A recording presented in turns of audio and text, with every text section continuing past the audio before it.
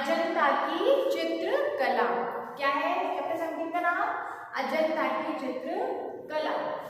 ठीक है, chapter start करने से पहले हम इसके एक बार शब्दार्थ पढ़ लेंगे। ठीक है, तो शब्दार्थ पे आ जाएंगे बेटा। शब्दार्थ में आपका फर्स्ट शब्दार्थ है सर्पाकार। सर्पाकार का अर्थ होता है सर्प के आकार का। सर्प आप सभी जानते हैं सांप जैसा जो होता है इस तरह से, तो सर्प के आकार का उसे बोलते हैं हम सर्पाकार। सर्पाकार मतलब सर्प के आकार का।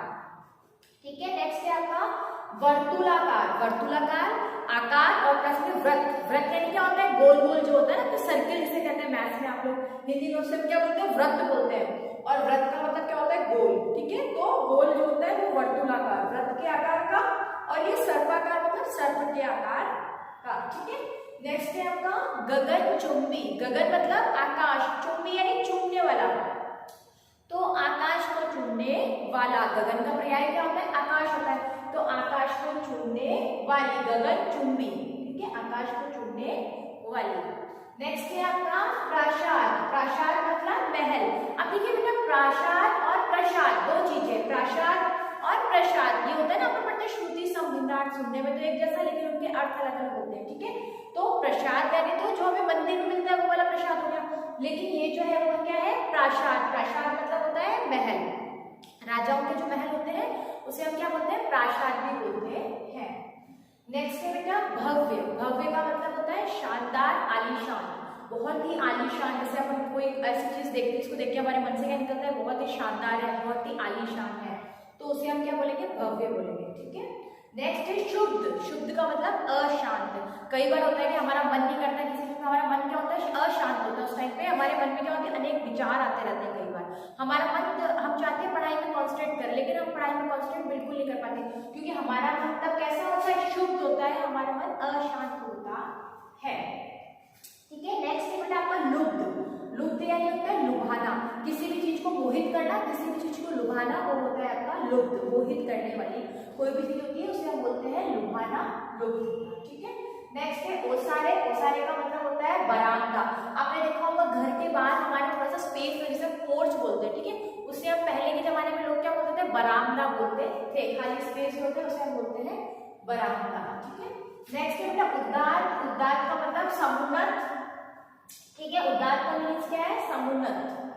ठीक है, नेक्स्ट है आदमकद। आदमकद मतलब आदम कद। आदम यानी आदमी के, कद का मतलब बराबर, तो मनुष्य के आकार का। कद यानी आकार, आदम यानी आदमी, आदमी के कद का यानी मनुष्य के आकार का।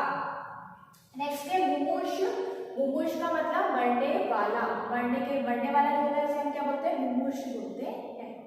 नेक्स्ट है आपका बारहदरी। बारहदरी का मतलब 12 दरी मतलब दरवाजे, तो 12 दरवाजों वाला कमरा, उसे हम क्या बोलेंगे? 12 दरी। 12 मतलब 12 और दरी मतलब दरवाजे, तो 12 दरवाजों वाला कमरा होता है, उसे हम क्या बोलते हैं? 12 दरी बोलते हैं। नेक्स्ट है आपका सुसंबद्ध। सुसंबद्ध का मतलब होता है सभी प्रकार से जुड़ा हुआ। संबंध मतलब आपस में कनेक्शन। सुसंबद्ध मतलब बहुत ही अच्छे से, बहुत अच्छे से, जैसे बोलते हैं ना सुगम, बहुत आसान, बहुत ही अच्छे से जुड़ा हुआ, उसे हम बोलेंगे भली प्रकार से जुड़ा हुआ। बहुत अच्छे से जुड़ा हुआ मतलब सुसंबद्ध है। ठीक है, भली प्रकार से जुड़ा हुआ। ठीक है बेटा, ये आपके हो गए हैं चैप्टर 17 अजंता की चित्रकला के शब्दार्थ। ठीक है, तो आगे हम इसका चैप्टर रीड करेंगे। चैप्टर पे आ जाइए, पेज नंबर 146 अजंता की चित्रकला। अजंताओं की गुफाओं के बारे में आपने सुना ही होगा पहले भी, है ना, तो ये वही है अजंता की चित्रकला। इस ललित निबंध में, ये बेटा लेखक ने क्या लिखा है? इसमें निबंध लिखा है। किसी को भी हमें कोई टॉपिक दे देते हैं, उस टॉपिक के बारे में हमें लिखना होता है, वो क्या होता है? निबंध होता है। तो ये क्या है हमारे पास में? कोई कहानी, कोई चित्र, ये नहीं, हमारे सामने क्या है? ये निबंध है। ठीक है, तो इस ललित निबंध में लेखक ने अजंताओं की गुफाओं में चित्रित कलाकृतियों के माध्यम से प्राचीन भारत की समृद्ध सांस्कृतिक विरासत से हमारा परिचय कराया है। चित्रकारों ने पत्थरों पर सुंदर प्राकृतिक दृश्यों और मानवीय भावों को बड़े ही सुंदर ढंग से उकेरा है। अजंता की गुफाएं महाराष्ट्र के प्रमुख दर्शनीय स्थलों में गिनी जाती है। अब देखेंगे हम अजंता की गुफाएं कहाँ पे बेटा, महाराष्ट्र में है ये। कहाँ पे है ये, महाराष्ट्र में है।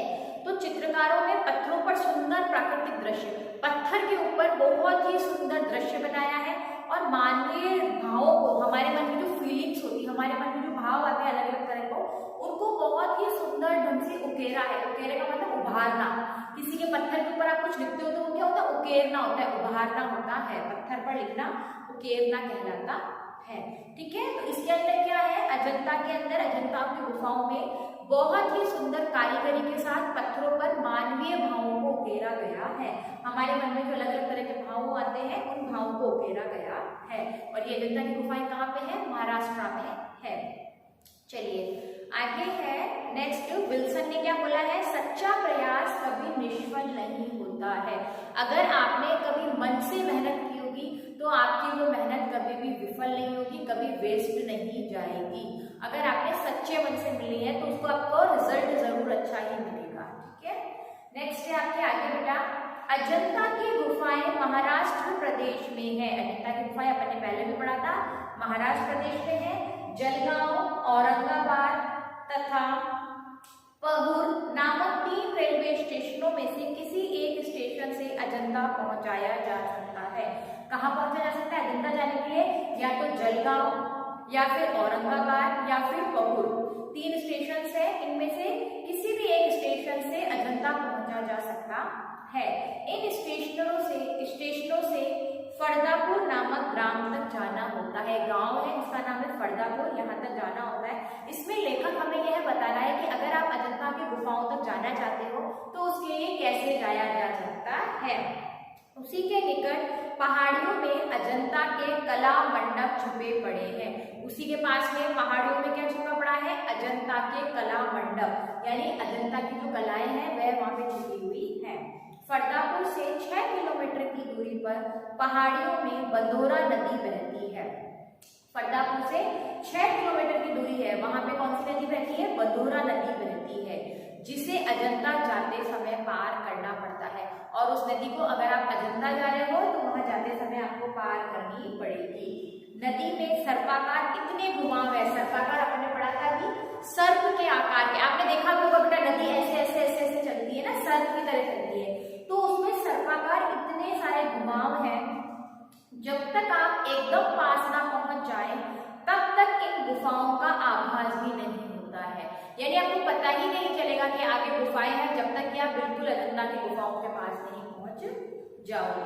नदी का अंतिम घुमाव समाप्त होते ही लगभग 91 मीटर ऊंचा,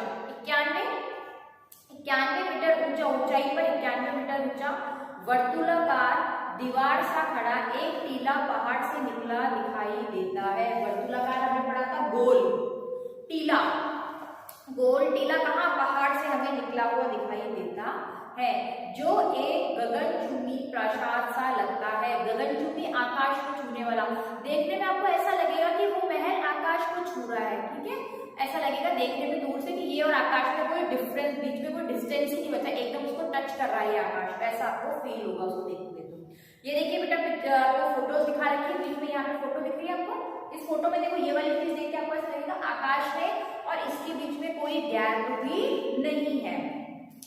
तो उनके बीचों बीच 12 दरियों की एक कतार सी दिखाई देती है। 12 दरियों में पढ़ा था, 12 दरियों, 12 दरवाजों वाला कमरा, एक कमरा है जिसके 12 दरवाजों से कतार सी, कतार मतलब लाइन, एक लाइन दिखाई देती है। ये ही अजंता की गुफाएं हैं, जो प्रवेश द्वार से लेकर ठेठ अंत तक, ठेठ का मतलब पूरे लास्ट तक, पूरे लास्ट तक भक्ति, उपासना, धैर्य, प्रेम, लगन एवं हस्त कौशल का संसार भर में सबसे महत्वपूर्ण उदाहरण है। ये जो अजंता की गुफाएं हैं वो प्रवेश द्वार, एंट्री से लेकर के लास्ट अंत तक ऐसा लगता है देखने पर जैसे किसी की भक्ति, किसी भगवान की भक्ति, उपासना किसी का पेशेंस, धैर्य, किसी का प्यार, प्रेम, किसी की लगन, काम करने की जो लगन है वो, और हस्त कौशल, हस्त कौशल मतलब हाथ से बनाया हुआ सारा काम वहाँ पे संसार भर में सबसे अपूर्व उदाहरण है। बहुत ही अनूठा उदाहरण है। पूरे ऑल ओवर वर्ल्ड में अजंता की गुफाओं का बहुत ही अच्छा उदाहरण है, बहुत ही अच्छी कलाकृति करी गई है। यहाँ पे देखिए बेटा मूर्तिकला, चित्रकला और वास्तुकला। ठीक है, वास्तुकला हमने नहीं पढ़ा था शब्दार्थ में, तो वास्तुकला का अर्थ होता है वास्तुकला जो कि कारीगरों द्वारा, मूर्तिकला मूर्ति गढ़ने की कला होती है और वास्तुकला जो होती है भवन निर्माण की कला होती है। भवन मतलब कोई भी महल, कोई भी घर जो बनाते हैं उसे हम बोलते हैं भवन निर्माण की कला, वास्तुकला में एक ही उच्च एवं पवित्र भावना सुसंबद्ध श्रृंखला के रूप में प्रकट हुई है। सुसंबद्ध का मतलब भली प्रकार से जुड़ी हुई, आपस में बहुत ही अच्छी कनेक्टिविटी है उसमें और बहुत ही सुंदर जो है वो दिखाई देता है। प्राकृतिक सौंदर्य की दृष्टि से भी अजंता अद्वितीय है। अद्वितीय का मतलब फेमस, जिसे हम बोलते हैं प्रसिद्ध, जिसे बोलते हैं कि उसके बराबर कोई भी नहीं है। तो प्राकृतिक सौंदर्य की दृष्टि से मतलब आसपास का जो नेचर है वहाँ का वो भी बहुत ही अच्छा है। नीचे नदी बहती है जिसमें बड़े बड़े शिलाखंड है, बहुत बड़े बड़े पत्थर के टुकड़े हैं, उनसे टकराता हुआ पानी गुफाओं के ठीक नीचे एक कुंड में इकट्ठा होता है। गुफाएं जो बनी हुई है उसके ठीक नीचे कुंड बना हुआ है जहाँ पे पानी इकट्ठा होता है। घाटी में चारों ओर हर श्रृंगार का वन है। घाटी के चारों वन है, वन का मतलब बगीचा, जंगल जिसे हम कहते हैं ना, उस तरह का वन है। साथ ही और भी अनेक प्रकार के पुण्य और पुष्प और फल यहाँ उत्पन्न होते हैं। इसके अलावा यहाँ पे बहुत सारे तरह के पुष्प और फल भी देखने को मिलते हैं। इसी कारण भिन्न भिन्न पक्षियों का एक मेला सा लगा रहता है। अलग अलग तरह के पक्षी हमें देखने को मिलते हैं। यहाँ के प्राकृतिक सौंदर्य का पूर्ण विकास अक्टूबर से दिसंबर तक होता है। यहाँ का जो नेचर है बेटा, प्राकृतिक विकास का मतलब जो नेचुरल वहाँ का रिसोर्सेज है, वहाँ के विकास कब से कब तक होता है? अक्टूबर से दिसंबर, यानी अक्टूबर, नवंबर, दिसंबर 3 महीने में उसका विकास होता है। कला की अभिव्यक्ति के लिए जिन लोगों ने कला की अभिव्यक्ति के लिए जिन लोगों ने ऐसे अद्भुत स्थान को चुना है उनके चरणों में शत-शत प्रणाम है। लेखक क्या कह रहे हैं? इतनी अच्छी जगह जिन्होंने चुनी है, जिनको आसपास का नेचर भी बहुत अच्छा लग रहा है दिखने में और बहुत ही सुंदर है, तो उनको मैं शत-शत प्रणाम करता हूँ। शत-शत का मतलब 100 बार प्रणाम मैं करता हूँ। ये कौन कह रहे हैं? लेखक कह रहे हैं। आगे देखिए बेटा, अजंता की छोटी बड़ी कुल 29 गुफाएं हैं। कितनी गुफाएं हैं? 29 मतलब 29 गुफाएं हैं टोटल। छोटी बड़ी सब मिला के 29 गुफाएं हैं। इनके दो भेद हैं। दो भेद का मतलब दो पार्ट है इसके, पहला स्तूप गुफा और दूसरा विहार गुफा। ठीक है, 2 पार्टीशन कर दिया है कि स्तूप गुफा और विहार गुफा।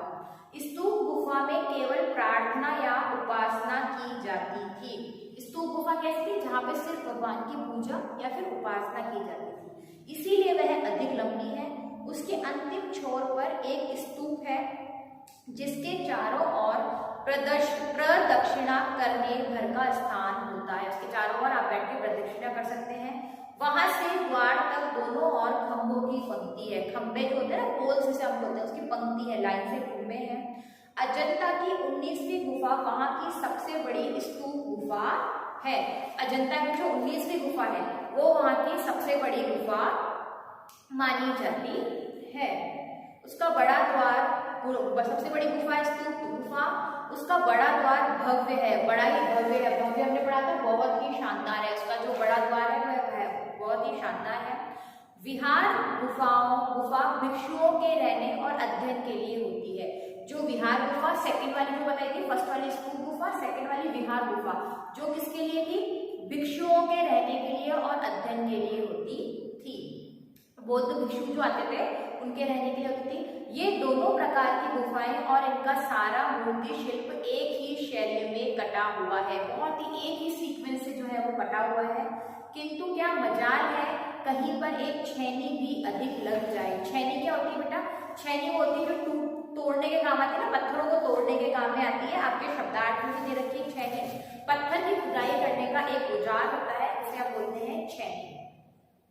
तो इस दृष्टि से सभी गुफाएं अत्यंत उत्कृष्ट है, किंतु पहली गुफा जो लगभग 36 मीटर तक भीतर काटी गई है का कौशल तो एक अचंबा है। अचंबा मतलब एक सरप्राइजिंग है। कितनी अंदर तक कटी हुई? 36 मीटर तक अंदर वह कटी हुई है। यानी पहाड़ उसको अंदर 36 मीटर तक काटा हुआ है, तो ये तो बहुत एक अचंबा है। प्राय सभी गुफाओं में चित्र बने हुए, दीवारों में बहुत सुंदर सुंदर पत्थरों पे चित्र बना रखे हैं। इनमें पहली, दूसरी, 16वीं 17वीं गुफाओं के चित्रों के विशेष अंश बचे हैं। ये सभी गुफाएं गुप्तकालीन थी। गुप्तकाल आपने पढ़ा होगा बेटा हिस्ट्री के अंदर, तो ये गुप्तकाल के टाइम की गुफाएं हैं। शेष गुफाओं में कहीं किसी का सुंदर मुख तो कहीं खंडित हाथ पैर, कहीं हाथी घोड़े या उनके सवारों के शेष अंग बच गए हैं।